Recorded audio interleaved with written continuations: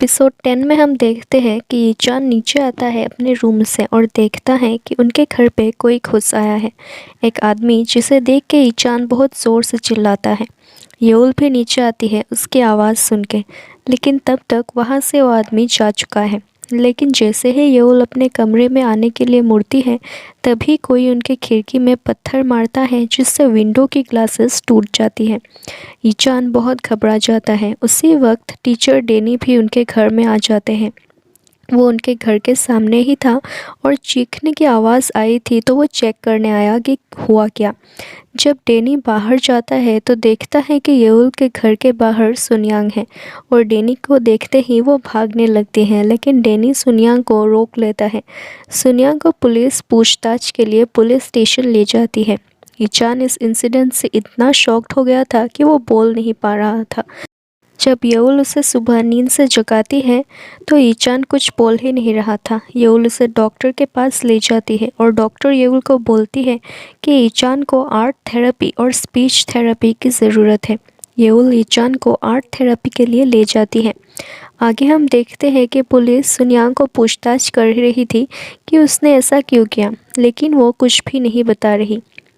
Police को उसके पहले के रिकॉर्ड से पता चलता है कि सुनयांग ने 20 साल पहले अपने हस्बैंड का मर्डर किया था और फिर घर में आग लगा दी। उसकी एक 12 साल की बेटी भी थी, लेकिन उस इंसिडेंट के बाद वो अपने बेटी के साथ कांटेक्ट में नहीं रही। पुलिस को ये सब डिस्कस करते हुए येउल सुन लेती है, तो वो टीचर डेनी को एक और टास्क देती है सुनयांग के बारे में पता लगाने के लिए कि उसने ऐसा क्यों किया।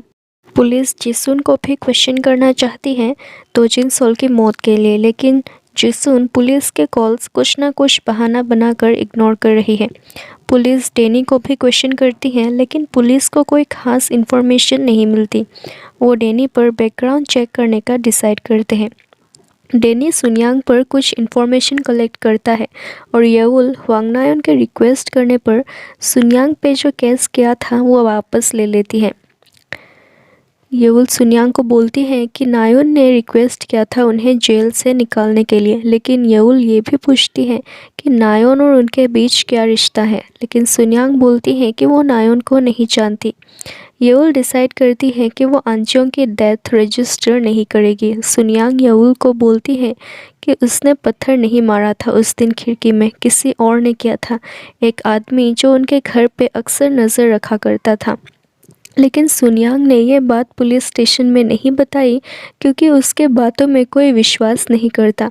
आगे हम देखते हैं कि येउल को आंजियों का हैंडफोन नहीं मिल रहा था। वो ईचान को पूछती है, लेकिन ईचान बोलता है कि उसने नहीं लिया इस बार। येउल ने घर में कैमरास लगाए थे और उसे फुटेज से पता चलता है कि उनके घर में कोई था। वो सिक्योरिटी कंपनी को कॉल करती है, वो लोग आके चेक करते हैं, लेकिन उनके अकॉर्डिंग कोई घर में बाहर से एंटर नहीं किया। अगर किसी ने फोर्सफुली एंटर किया होता तो उनको अलर्ट मिलती, क्योंकि येउल ने घर पे एक डिवाइस लगाया था जिससे अगर फोर्स्ड एंट्री होती है तो सिक्योरिटी कंपनी को अलर्ट मिल जाएगी। येउल डेनी को कॉल करती है और उससे पता चलता है कि लास्ट टाइम जब डेनी ने येउल को वो फ़ोन वापस किया था तो उसने फ़ोन पे ट्रैकिंग ऐप और स्पाई ऐप इंस्टॉल किया था, क्योंकि उस वक्त डेनी को येउल पर नज़र रखना था। डेनी अपने फ़ोन पे चेक करता है कि येउल की फ़ोन का लोकेशन अब भी घर में ही शो हो रहा है। येउल फिर से घर में फ़ोन ढूंढने लगती है। वो उस नंबर पर कॉल करती है। फ़ोन तो रिंग हो रहा था, लेकिन ऐसा लग रहा था जैसे वॉल के अंदर से फ़ोन की रिंगटोन बज रही हो। हम देख पाते हैं कि कोई येउल पर ईचान पर नज़र रख रहा है। पूरे घर में कैमरास लगाए हुए हैं और एक रूम से कंप्यूटर पर सारे घर की फुटेज देख रहा है। डेनी आता है और वो ढूंढ निकालता है वो सीक्रेट रास्ता जहाँ से नीचे जाने पर एक सीक्रेट रूम उन्हें मिलती है। ये रूम येउल के घर के अंदर ही बनी है। यहीं से कोई उन पर नज़र रख रहा था।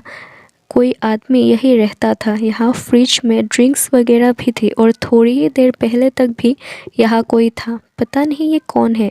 दूसरी तरफ हम ईचान को देखते हैं जो कि एक ब्लैक शेडोई फिगर ड्रॉ कर रहा था और एपिसोड 10 यहीं पे एंड होता है। एपिसोड 11 में हम देखते हैं कि येउल लीचान को डैनी के घर ले आती है क्योंकि उस घर में और रहना अब सेफ नहीं है। नेक्स्ट डे डैनी येउल के घर से सारी इंस्टॉल्ड कैमरास निकाल लेता है। ये कैमरास उसी आदमी ने इंस्टॉल किया था जो सीक्रेट रूम में था। येउल को पता लगता है कि इस घर में आंजियोंग ही रहा करता था और एक बार हुआंग नायोन भी आई थी, तो उससे लगता है शायद नायोन ने ही वैसे सीक्रेट रूम इस घर में बनाई होगी। लेकिन नायोन से बात करने पर वो बोलती है कि उसने ऐसा कुछ नहीं किया। वो घर में पहले इसलिए गई थी क्योंकि उसे लगा था शायद आंजियोंग उस घर में उसका वेट कर रहा हो। वो विश्वास ही नहीं कर पा रही थी कि वो ऐसे सुसाइड कर लिया।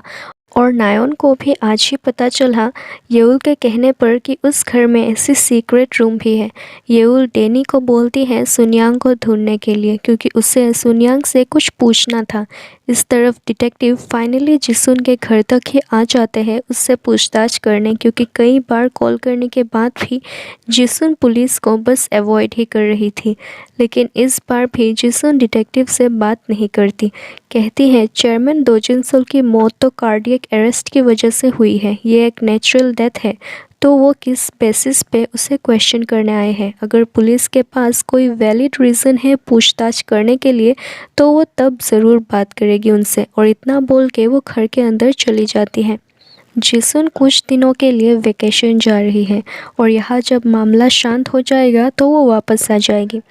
डिटेक्टिव को पता चलता है कि लास्ट ईयर एक डॉक्टर ने लिपोसक्शन करते वक्त कुछ गलती कर दी थी जिस वजह से पेशेंट की जान चली गई। और ये पेशेंट किसी आइडल ग्रुप से था, सिंगर था, जिस वजह से ये एक बहुत बड़ी केस बन गई थी। वो डॉक्टर कोई और नहीं बल्कि नामजिसुन का प्रेजेंट हस्बैंड डॉक्टर ली चांगवू है। हम देखते हैं डॉक्टर ली चांगवू को, वो अब भी उस इंसिडेंट को भूल नहीं पाया।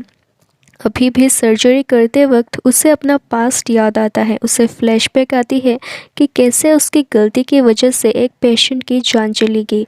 अगले सीन में हम देखते हैं कि येउल ईचान का ड्राइंग चेक कर रही थी और जब उसे दिखता है कि ईचान ने एक ब्लैक फिगर ड्रॉ किया है, वो फ़ौरन ईचान को क्वेश्चन करती है कि उसने ये क्या ड्रॉ किया।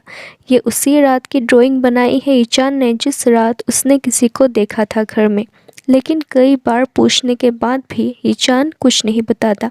लेकिन हमें फ्लैशबैक में दिखता है कि ईचान ने उस दिन अपने डैड आंजियोंग को देखा था। ईचान तो जानता था कि उसके डैड की डेथ हो चुकी है, तो फिर ऐसे एक मरे हुए इंसान को फिर से ज़िंदा देखकर वो बहुत घबरा गया था। येउल के बार बार पूछने पर ईचान बहुत गुस्सा हो जाता है। येउल ईचान के आर्ट थेरेपी टीचर को पूछती है इस बारे में, लेकिन उन्हें भी इस ड्राइंग के बारे में कुछ नहीं पता। वो येउल को समझाती हैं कि उसे ईचान को थोड़ा वक्त देना होगा, शायद बाद में वो खुद ही इस बारे में सब कुछ बता दे येउल को। ईचान स्कूल में भी अकेले रहता है, किसी से बात नहीं करता, ना ही किसी के साथ खेलता है। आगे हम देखते हैं कि स्कूल में न्यू चेयरमैन को अपॉइंट किया गया है और ये न्यू चेयरमैन हुआंग नायोन है।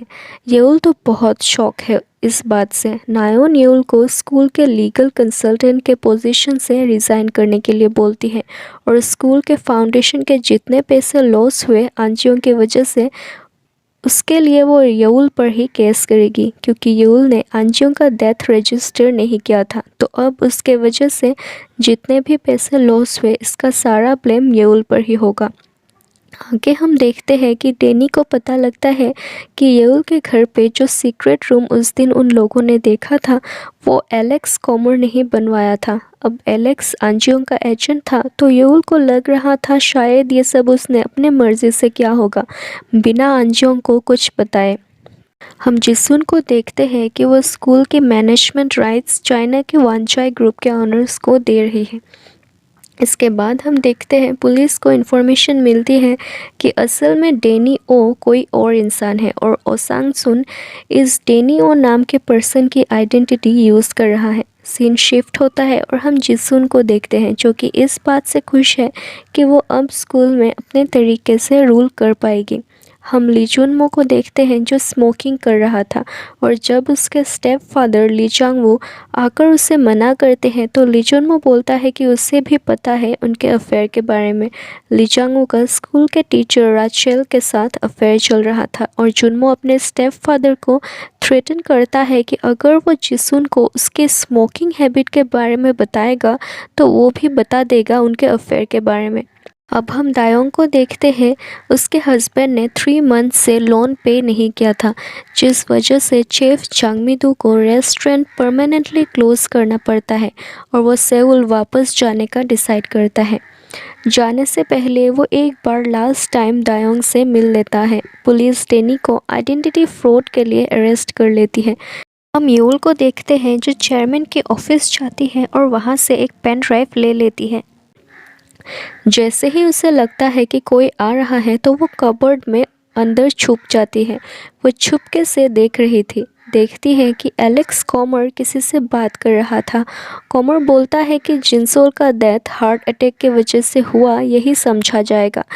एक डिटेक्टिव इन्वेस्टिगेट तो कर रहा है इस केस को, but without evidence of murder वो कुछ नहीं कर पाएगा। हम फ्लैशबैक में देखते हैं कि दो जिनसोल चेयरमैन के ड्रिंक में एलेक्स ने ही कोई ड्रग्स मिलाया था जिसे पीने के बाद उनकी मौत हो गई।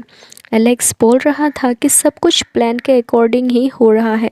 जब वानचाई ग्रुप की चेयरमैन चैन कॉन्ट्रैक्ट साइन कर लेगी तो फाउंडेशन ट्रांसफ़र फाइनलाइज हो जाएगा।